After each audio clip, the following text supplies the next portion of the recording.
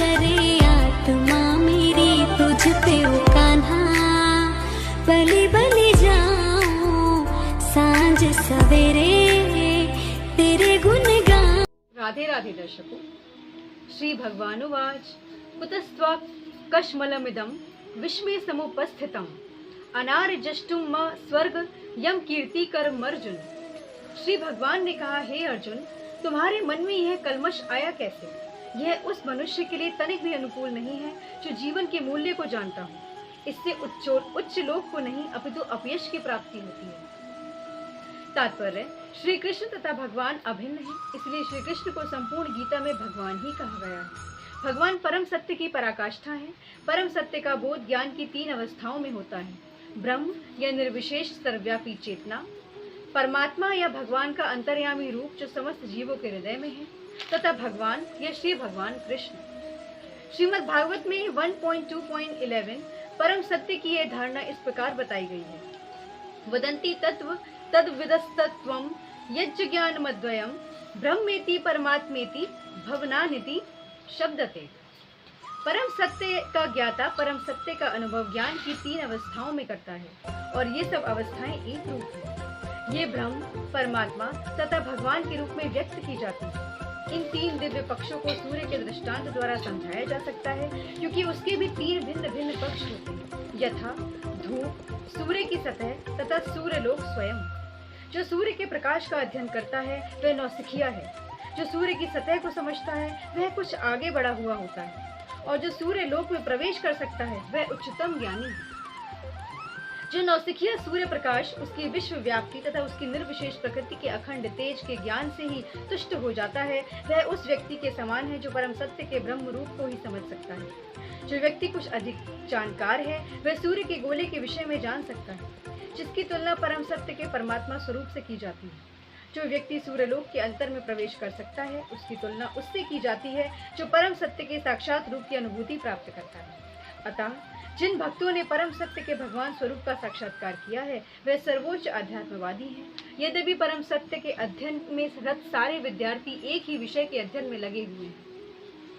सूर्य का प्रकाश, सूर्य का गोला तथा सूर्यलोक की भीतरी बातें, इन तीनों को एक दूसरे से विलग नहीं किया जा सकता। फिर भी तीनों अवस्थाओं के अध्येता एक ही श्रेणी के नहीं होते। संस्कृत शब्द भगवान की व्याख्या व्यासदेव के पिता पराशर मुनि ने की है।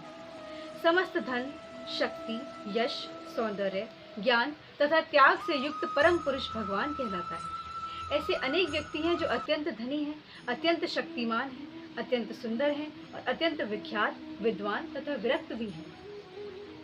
किंतु कोई साधिकार यह नहीं कह सकता कि उसके पास सारा धन, शक्ति आदि है। एकमात्र कृष्ण ही ऐसे दावा कर सकते हैं कि क्योंकि वे भगवान हैं। ब्रह्मा, शिव या नारायण सहित कोई भी जीव कृष्ण के समान पूर्ण ऐश्वर्यवान नहीं होता। अतः ब्रह्म संहिता में स्वयं ब्रह्मा जी का निर्णय है कि श्री कृष्ण स्वयं भगवान है। अतः ब्रह्म संहिता में स्वयं ब्रह्मा जी कहते हैं कि श्री कृष्ण स्वयं भगवान है, ना तो कोई उनके तुल्य है, ना उनसे बढ़कर है।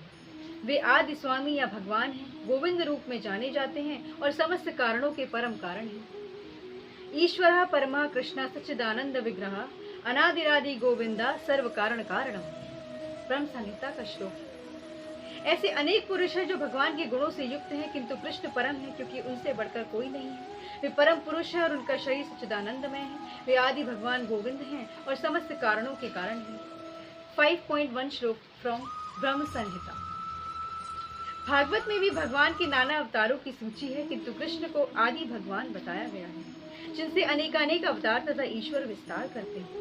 एते चांश कला पुसः कृष्णस्तु भगवान स्वयं इंद्रिया व्याकुलम लोकम मृडयन्ति युगे युगे। यहाँ पर वर्णित सारे अवतारों की सूचियां या तो भगवान की अशम कलाओं अथवा पूर्ण कलाओं की हैं, किंतु कृष्ण तो स्वयं भगवान है। यह श्लोक भागवत के 1.3.28 से लिया गया है। अतः कृष्ण आदि भगवान परम सत्य परमात्मा तथा निर्विशेष ब्रह्म दोनों के उद्गम है। भगवान की उपस्थिति में अर्जुन द्वारा सज्जनों के लिए शोक करना सर्वथा अशोभनीय है। अतः कृष्ण ने कुतः शब्द से अपना आश्चर्य व्यक्त किया। आर्य जैसी सभ्य जाति के किसी व्यक्ति की ऐसी मलिनता की उम्मीद नहीं की जाती। आर्य शब्द उन व्यक्तियों पर लागू होता है जो जीवन के मूल्यों को जानते हैं और जिनकी सभ्यता आत्म साक्षात्कार पर निर्भर करती है। देहात्म बुद्धि से प्रेरित मनुष्य को यह ज्ञात नहीं रहता कि जीवन का उद्देश्य परम सत्य, विष्णु या भगवान का साक्षात्कार है। वे भौतिक जगत के ब्रह्म स्वरूप से मोहित हो जाते हैं, अतः वे ये नहीं समझ पाते कि मुक्ति क्या है। जिन पुरुषों को भौतिक बंधन से मुक्ति का कोई ज्ञान नहीं होता, वे अनार्य कहलाते हैं। यद्यपि अर्जुन क्षत्रिय था, किंतु युद्ध से विचलित होकर वह अपने कर्तव्य से गुमराह हो रहा था।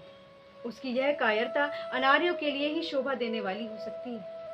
कर्तव्य पथ से इस प्रकार का विचलन ना तो आध्यात्मिक जीवन में प्रगति करने में सहायक बनता है और ना ही इसे इस संसार में ख्याति प्राप्त की जा सकती है। भगवान कृष्ण ने अर्जुन द्वारा अपने स्वजनों पर इस प्रकार की करुणा का अनुमोदन नहीं किया। राधे राधे, हरि बोल।